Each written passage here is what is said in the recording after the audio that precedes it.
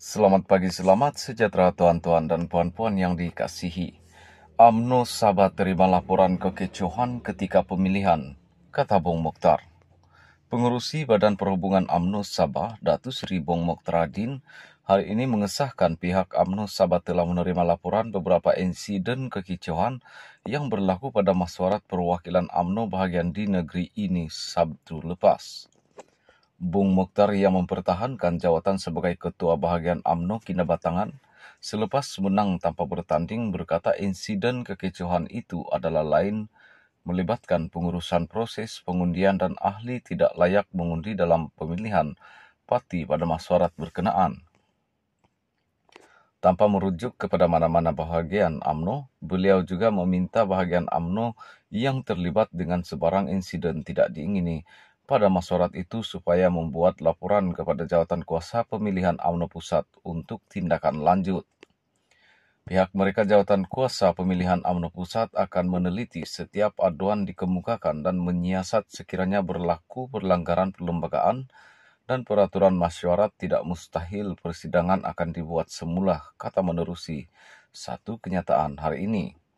Antara kekecauan yang menarik perhatian ramai pada Sabtu lepas ialah mesyuarat perwakilan UMNO bahagian Lahad Datu di Dewan Seri Perdana Lahad Datu yang dicemari oleh insiden pergaduhan dipercayai akibat provokasi sehingga menyebabkan 2 individu cedera.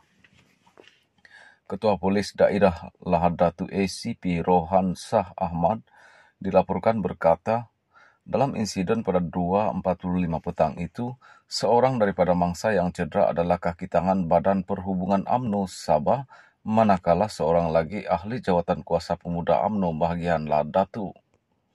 Dalam pada itu, Bung Mokhtar juga meminta ahli UMNO selepas pemilihan kali ini agar memberikan keutamaan untuk mengembalikan semula perpaduan dalam parti dan saling memaafkan antara satu sama lain dalam usaha memperkasahkan kembali parti itu.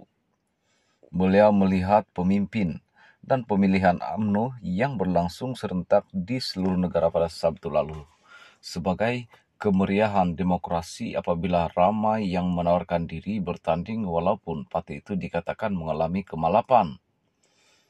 Kemeriahan itu membuktikan UMNO masih relevan walaupun tanggapan setengah pihak khususnya UMNO di Sabah akan terkubur berikutan tindakan beberapa ahli parti itu keluar meninggalkan UMNO dan menyertai parti lain, katanya.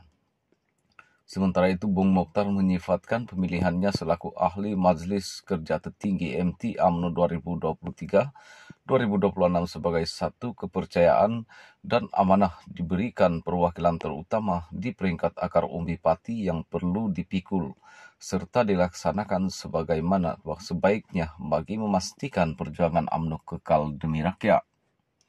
Jawatan ini datang dan tanggung jawab dan amanah bagi membantu dan memimpin parti bersama-sama Presiden Datuk Seri Ahmad Zaid Hamidi, Timbalan Presiden Datuk Seri Muhammad Hassan dan Ahli Majlis Tertinggi MT, katanya.